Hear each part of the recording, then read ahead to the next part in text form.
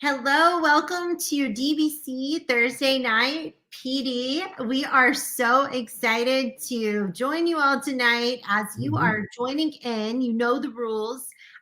Put your name over in the comment section. Tell us something great that happened today, because I know there's plenty of craziness. So we'll try to celebrate some positivity. Hey, Kristen, welcome.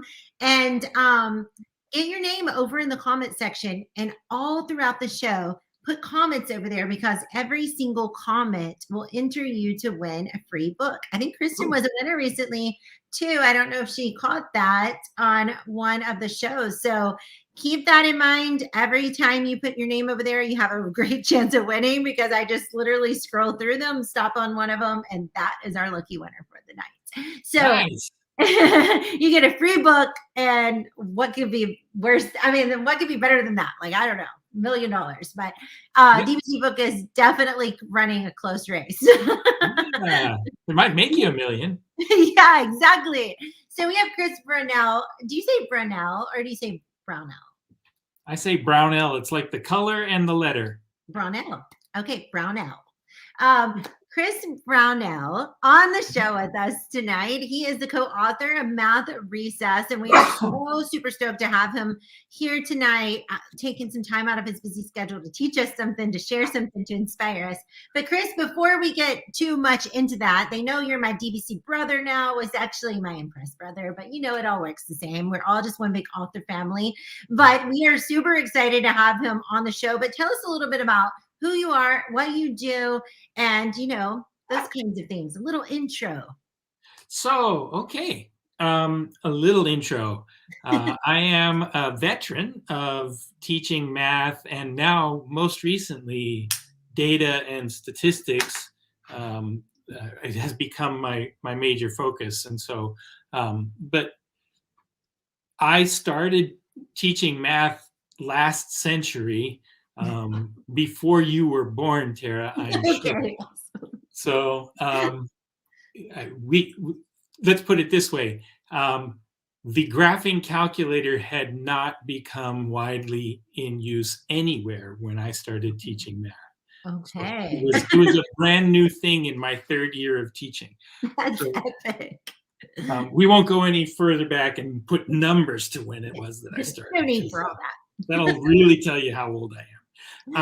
So I've been at this a long time. I taught high school math for 14 years, and I taught everything from old general math through AP calculus. During those years, I picked up a master's degree and then migrated to the university level, and I taught undergraduate math at a small private liberal arts university, the one I'm working at now, Fresno Pacific.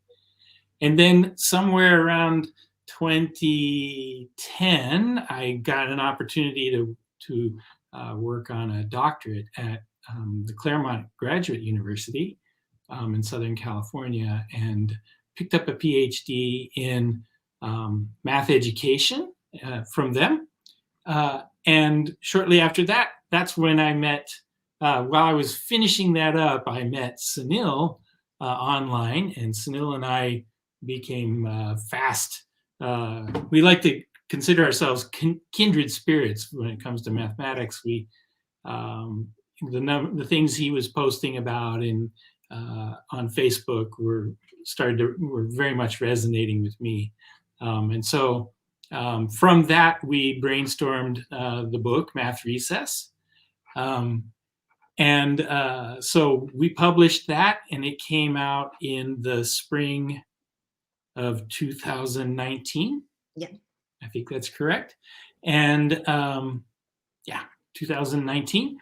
And it's been going gangbusters since then.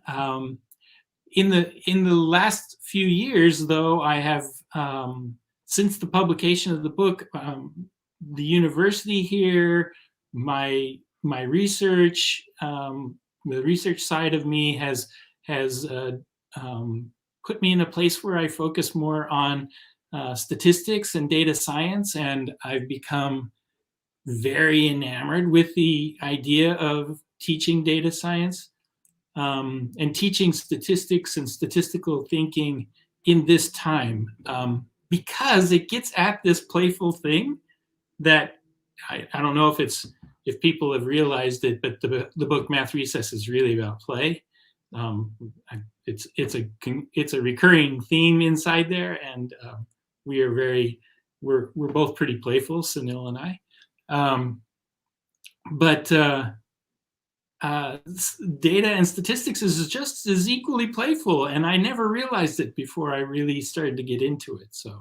Well, you're going to have to sell me on that, because I'm not 100% sure I believe you. Oh my goodness. I mean, prob and stats, I mean, probability is the language. It's the science of gambling. It's the way you analyze games and how you design games to make them intriguing. They're all based on statistical outcomes. And hey, welcome, Dave. It's good to see you. Yeah, Dave's in here. Dave's in the house.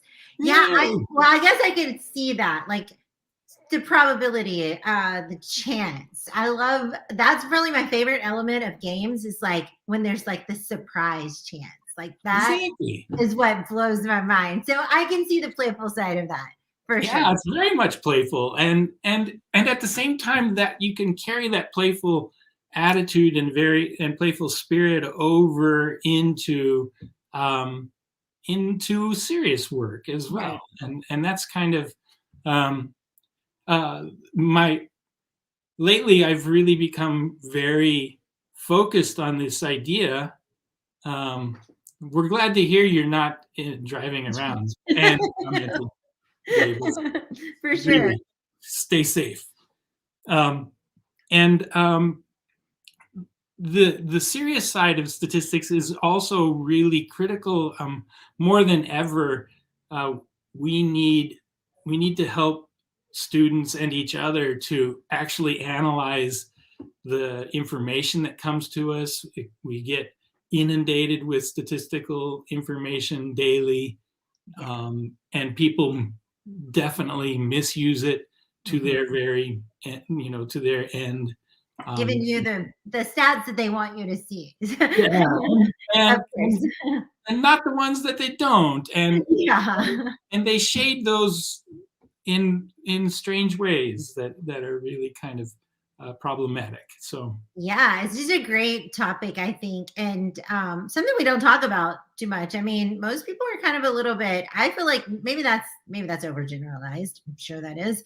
I feel like a lot of people misunderstand statistics or have just a feeling of, oh my gosh, like, is this real? Is this not? Is this right? Like questioning it, curious, like and then maybe even getting frustrated with it because they're not sure how to figure it out, right? I think that could be definitely something that would be concerning. But I know you had some stuff to share with us tonight. And before he got on the show, he said, how much history do you like, Tara? I was like, share it all. Just share me whatever you want to share. We have 20 minutes. 20 minutes, you can share whatever you want to share.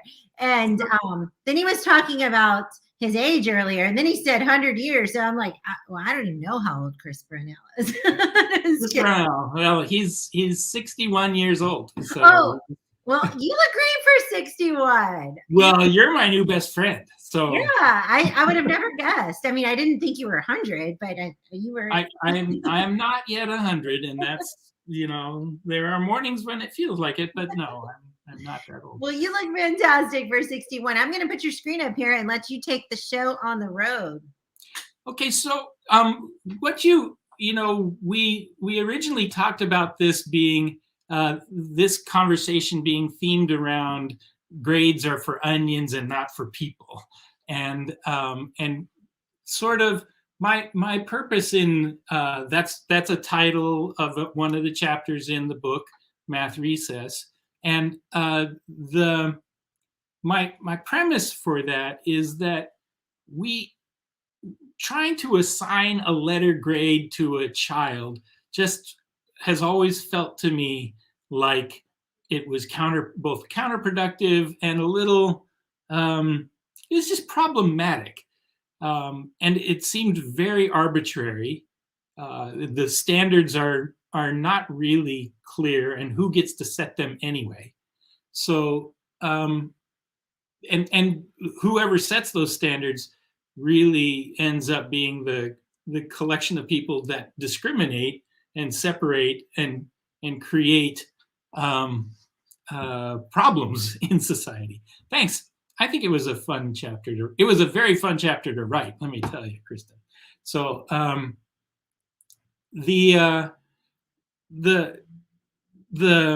what I'd like to do, I know you've got this picture of this graph in front of you, in front of everybody, and so within this is a graph created on the Gapminder.org/tools website, and this is similar. This is a similar task to something I assigned to my statistics class this past week. One of the things I've discovered is students struggle with the idea of extracting information from graphs. We spend a lot of time in math class teaching kids and teaching adults to graph information, graph the line y equals 3x plus 5, or take this data and plot it. But usually the kinds of things we ask students to do are use very small and often meaningless data. And so when they're confronted with real data, they don't really know what to do. And so my task was I created a movie. It's a data movie on this website, gapminders.org. I make that sound like I did something special, but really all I've done is I've created some limits on some things. And this is a beautiful website that portrays, that has curated a large collection of global data. And if you look at this website, you can see, you can start to interpret some of the things that this particular graph is about. First off, over here in the top right, you'll see regions that are colored, that are color coded. And when you put your cursor on a red region, all the red dots flash. So the red dots are those nations that are, they represent the nations of that region. The size of the dot represents the population of that nation. So you could guess that, you know, these large dots, these large red dots are China and India from over here. And if you want to find Australia, you know, you can, well, it's tough to, you have to actually, there's other ways to get Australia. But so each of these dots represents the nation, their size represents the population, and then the two, the axes, the vertical and horizontal axes, are manipulable by the person interested. And so I have chosen to graph on the x-axis, the horizontal axis, income, which is considered to be a part of the gross domestic product of the nation, averaged out over the population. And then on the vertical axis is the number of babies born per woman in that nation in a particular year. So the year is in the background, and so this is 1918. And what I purport to do, or what I tried to do, was I created this movie, because it's a movie. In a minute, I'm going to press play. If you look, you can see there's a play button right over here. And if I press play, something's going to play. And what's going to happen is history. We're going to watch data change over time. So what Gapminders did was they put together this data from way back. I've started at 1918, but you can see that 1918 is here in the middle of this graph. So they have data that goes further back in time, and we'll go forward in time. And my task to my students was, I'm going to press play, and you're going to create the voiceover. Ooh, that's cool. So I wanted to assess their ability to extract information from a graph and tell a story. I love it. I think that's fantastic. And so, real quick, Chris, before we continue, is there a website? Is this a website? Gapfinders, is that a website or? Yes, It Gapminder. Minder. Gapminder.org. .org. I'm going to put that on the screen in case anybody wants to find it. There you go. And if you proceed from there to their tools section, you will see these charts, and there's any number of data sets you can select. I just happened to choose babies per woman and income because I find this to be a very interesting connection. And part of what we're trying to do in teaching statistics is help students to interpret the data that they see. And can you see any trend? Do you mind being my student for a moment, Tara? Certainly, I'd love to. And I love the idea too of being able to do a voiceover. It's just something that I feel like students are so into right now with TikTok and those 1-minute lessons and everything just, 1 minute, 2 minutes tops, of a little video clip. That is something they're so good at. They do it all the time and all different platforms. So like taking that right into the classroom and using it for something educational like this, I'll be a little nervous to do it, but kids, they can crush this. Yeah, well, that's the hope. That's what I felt the same way. I watched, so because of the pandemic, I logged on to TikTok myself, and I was scrolling through and watching, and people are doing very interesting things. And I thought, what a great way to get at a student's ability to communicate what they see and what they know. And so let me just, if this was put in front of you, what trends do you see, Tara? Right now, I see, of course, the red. So the red dots, they're bigger because there's more people there. Is that true? The population is heavier. Yeah. So heavier population in the red for sure versus the blue. Africa is smaller population, and more children are born, and definitely in the red and the blue versus like North and South America. We have less children born per woman, and then it's moving around. Yeah, that's what I see so far. And as far as income, the Americas definitely have that higher income back then versus other countries.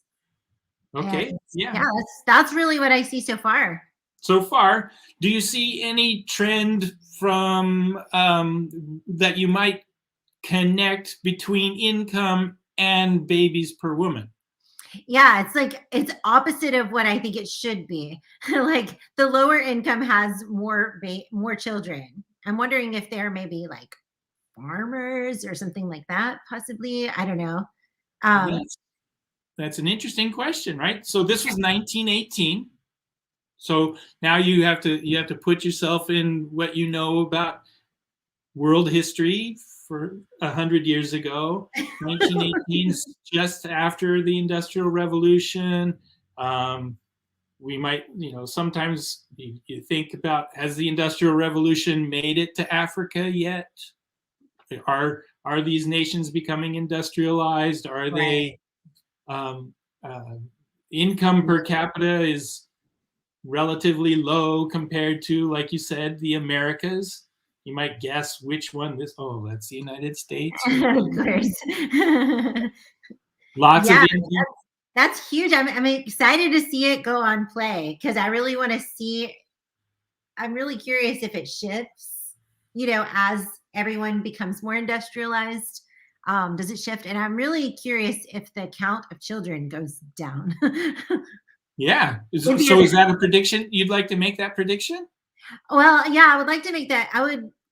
I'm just curious. I don't know if it's a prediction yet, Okay, but I'm curious, like, if I'm putting you on the spot, so. I know, I feel it. I feel a little nervous. I'm curious though if the amount of children, because I think probably then they needed more labor. So having more children was just like the free labor, right? To have more children, let them help you create and work the land and things like that. So as we become more industrialized, I'm curious if the number of children actually goes down and the incomes go up across all the countries. If they move like evenly, like if it stays like the same kind of clump but just moves over and down a little bit, does the Americas stay ahead of everyone like that? I don't know. It's curious. I can't wait to press play. Yeah. So I'm going to ask you to think about one other aspect to bring in. What do you know about, say, healthcare in 1918 relative to babies born? I don't know much, but I'm guessing there wasn't a lot. Yeah, there wasn't a lot of healthcare, and I think you'll see something very interesting as I press play. Okay. Can I play? Can I press play now? Let's do it. Okay.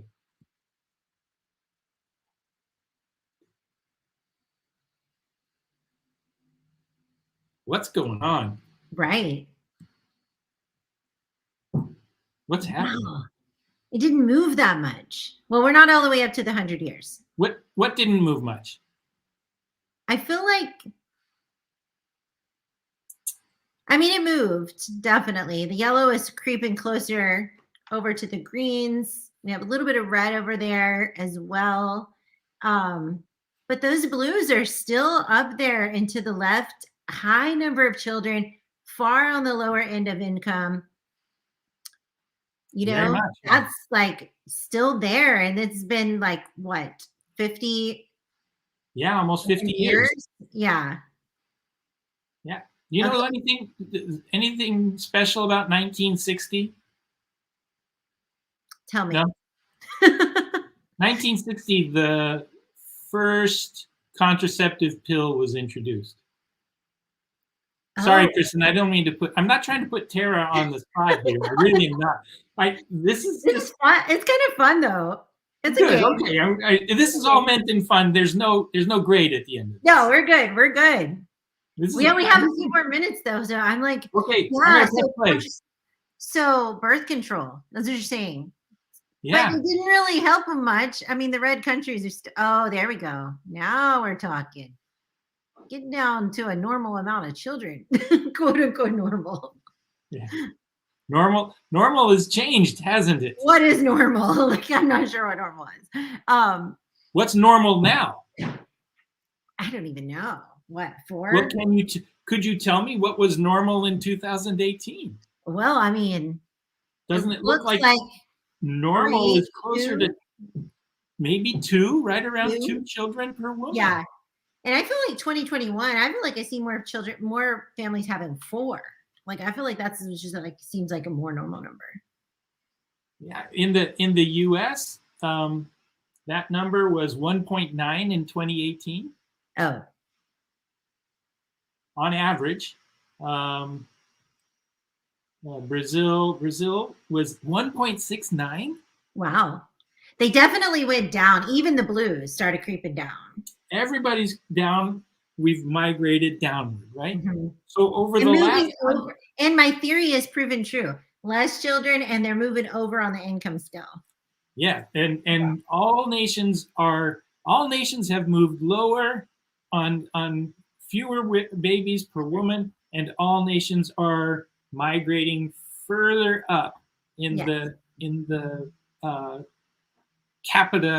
per capita income. So what I like about this is it shows a very interesting and really important trend. If you get a population whose average birth per woman is below 2, you're not replacing, right? It's true. Right? That population is going to go into decline. Yes. And yet the global population continues to increase. It's interesting. Right? And there's some interesting things going on, and what if you take a look, now pandemic babies. Oh my goodness. I think our numbers are about to go up. Yeah.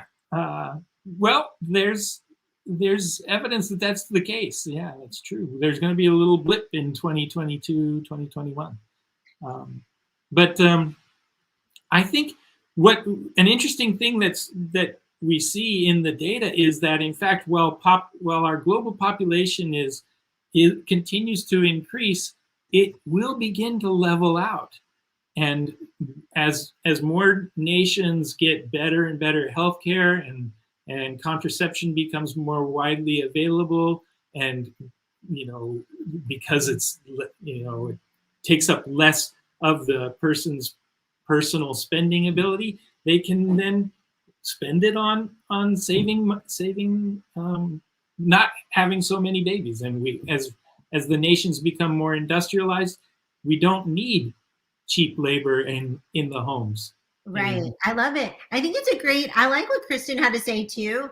If anyone decides to use this website, I'll put it back up there in just a moment. Gapminder.org is the website that Chris is talking about here. But I love how Kristen said, it's always nice to teach students and humans, anybody, about something that's real life, rather than, some guy carrying, she said 12 watermelons. But I remember these lame questions like that, or even like 50 watermelons. You're like, okay, no human's going to carry 50 watermelons. They can barely carry 2, right? And so why are we even talking about this? And I think a lot of times students feel that way when we talk about hard topics, hard subjects, quote unquote hard, tough subjects like statistics. Sometimes data just turns people off. They're just like, oh, I can't do it. It's so stressful. But if you're talking about something that is real and something they can relate to, and giving them an opportunity to and you're not going to get it wrong. I'm just curious, what are you thinking at this moment?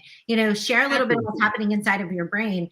That's just so cool. And I love that you've shared this tonight. I know we're running out of time, but I love it. I think other people could benefit from it. It sounds like there's a lot of different ways that you can form the graphs. You could look back 100 years. And now, even with this one we talked about tonight, just placing the pandemic and COVID right in the middle of it. How is that going to shift from 2018 to 2021? What do you think is going to happen from 2018 to 2023? Something like that, just getting kids to really think about it. Yeah, we have a lot of healthcare in place, but now we've had this global pandemic, this virus that swept over our whole world. And how did that affect population and income? Because it did affect it big time. And so thinking about those things and helping kids to think in that way, I think it was really cool. Yeah. So I know we're almost out of time. I want to close with one idea, and that is another piece of what we put in the book Math Recess was this idea that math is about telling stories, and we can tell the story of mathematics, but we can also use math to tell stories. And this data, these graphs, and others like them are just one other way to have your students literally think in terms of reality and try to describe the world they see. So a favorite author of mine, Eric Rico Gutstein, talks about teaching students to read and write their world through mathematics. And reading it means you learn to understand it using math. Writing it means you get to create it. And using this sort of reasoning and this sort of play with the numbers and with the data, you actually can give your students power over their world. And empowering students is really what the disruption is aiming towards, that we're calling for in education. So. Yeah, I love it. And I love the idea of storytelling. I'm just big into that topic, and coming from the ELA background, it's just something that I'm super passionate about. It works for all subject areas, but I love that you're saying, you know, in math, we have to make that a priority. I mean, it's so important. And being able to have, like Kristen said, have students create stories based off of things that's actually real, and using math to create the story, and the screen castify, or however you're choosing to record the voiceover. You know, use so many different ways. I use Loom. I love that app, that application in Google. Loom is really great because you can see the kid's face at the bottom, but you also see the screen. And so all the things are happening. And yeah, I'm super excited about this idea. I hope that if anybody out there listening, either now or on the playback, just goes to gapminder.org and tries it. Yeah, I'm with you, Kristen. Loom is my favorite.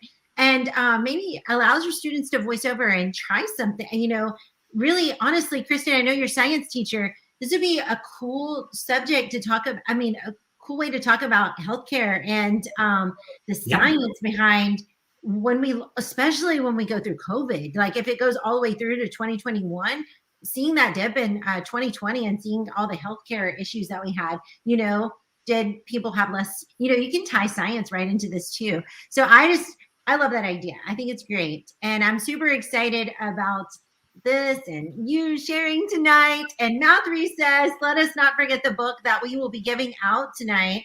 Super duper amazing book. It's a lot about play, a lot about math, and these two guys have just done a brilliant job creating and writing this wonderful piece for you. So I am going to pull the screen off and allow Chris to share. If people are trying any of these things, they try Gapminder.org, they read the book, they want to share some things with you, how do they connect with you? You can. I'm on Twitter. You can find me on Twitter at CBrownellMath. Just one word, C Brown, uppercase, the letter L and math. So the letter C, Brown, L, math. And I'm also on TikTok there. If I don't go watch my videos. None of those are anything but stupid right now. You can send me emails at chris.brownell@fresno.edu, which is my university email address, if you'd like. So any of those, any way you like. There is a mathrecessbook.com. That is the website for the book that you could go and we have links to all of the activities that we have in the book as well. That we'd love to see that. Awesome. I dropped that one over in the comments too. So make sure you check that out for resources of the Math Recess book. And yeah, if you try any of this or you get on Gapminder and you decide to do some cool things, I love what Kristen said she could do, how humans impact environment. Huge. I feel like this is cross-curricular in every way, but starting with math, which is something we don't always start with. And I love that idea. So thank you for sharing again tonight. This has been so fun. I loved being on the spot, challenging my brain in the evening. And Chris, I've just really enjoyed having you on the show tonight. So thank you for taking time out of your busy day to be with us. We really appreciate it. Thank you, Tara. I appreciate it. I'm glad to be here. Awesome. And thanks to our PLN for joining us. We really appreciate you showing up every Thursday night. And if you're watching this on the playback, be sure and get a comment over in the comment section. We will be choosing a winner tomorrow morning or in the next day or two. I've been waiting until Saturday morning. So that means more time for you to get some comments in the comment section to win that book. So we really appreciate you joining us. And we hope you have a wonderful night. We'll see you next week, same place, same time, different guests. Thanks again, Chris. You bet. Night all.